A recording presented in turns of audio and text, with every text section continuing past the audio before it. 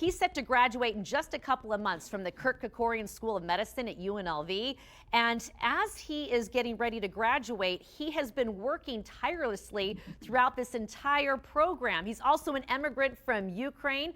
Vlad Zhitny joins us now. So Vlad, thank you so much for being here. You are a member of the founding class of the Kerkorian School of Medicine. That is very important to our community. So thank you for what you've already done, and thank you for being here this morning. Thank you so much for having me. And you're blowing people away. So here you are in medical school, but you've done all of these research papers. I think you've done, what, 18 or 19?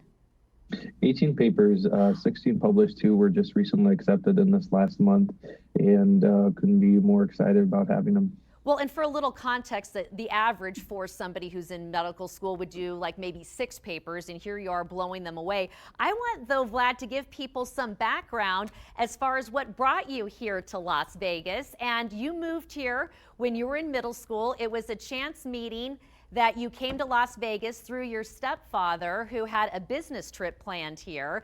And when you moved here, give me your first impressions. You know, coming here was a kind of a complete 360, 180. Coming to America, everything was clean. There was a smell of food everywhere. And, you know, I remember my stepfather bringing us to the first supermarket, which I saw the big giant sign that said always. I later found out it was Walmart. And so and Brett, our director, will you put me on camera? Because that's what I wanted to get to. I don't want to see the video of you at work. That's fine. I want to see your expression, because you moved here in middle school. You're trying to learn the language. You're watching SpongeBob SquarePants. You're out and about town. You go to the biggest store you have ever seen. You thought it was titled Always. Turns out it's Walmart. So you had a crash course in American culture. Now, all these years in, do you feel American? I would say so. You know, after getting past the sarcasm phase, which was perhaps the hardest part to understand, after that, you know, you just kind of become part of a community. You would start engaging with amazing people here at every level of the county, and it's just it's a fantastic time. Yeah, from what I read, it sounds like you found out about sarcasm when you were in college. So that had to have been a lot of fun for you to be on the receiving end of being teased. I'm sure that you've been able to get some of your colleagues back, though, by now. Let's focus on your medical profession and what you're doing. This is personal for you. You lost your biological father to colon cancer. In fact, you pushed pause on your medical training to travel back to Ukraine to be able to be with him in his final days. What did you learn, Vlad? Spending time with him, I learned a lesson in forgiveness and in love. That's perhaps the best way to state it. You know, my relationship with my father was not short of word complicated. But at the end of the day, I was very happy that I got to spend time with him, and it propelled me to do the most ethical and best type of research that I possibly can in my academic career.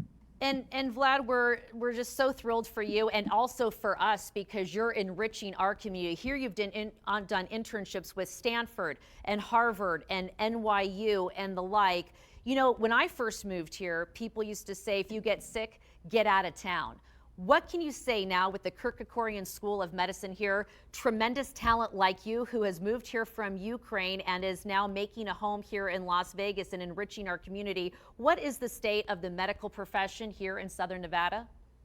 It is outstanding. A lot of exciting things that are happening underway. Well, not is it just medicine, but we also have tremendous amount of research that is happening in the medical facilities. UNLV secured $20.7 million in NIH funding just in the last 2 years alone, and we have 700 active protocols from different subspecialties, from endocrinology, cardiology, orthopedic surgery, plastic surgery. We have a fantastic internal medicine department, and we have our doors wide open to welcome anybody who needs to get seen. The kid who used to play chess in the park in Ukraine with his grandfather all those years ago, now a shining star at our local medical school. We thank you. And Vlad, I know that you still have extended family members in Ukraine, and so I'm sure that weighs heavy on you. And we appreciate your time, your talent, and we're thinking of you and of all of the people of Ukraine right now at this moment. So thank you.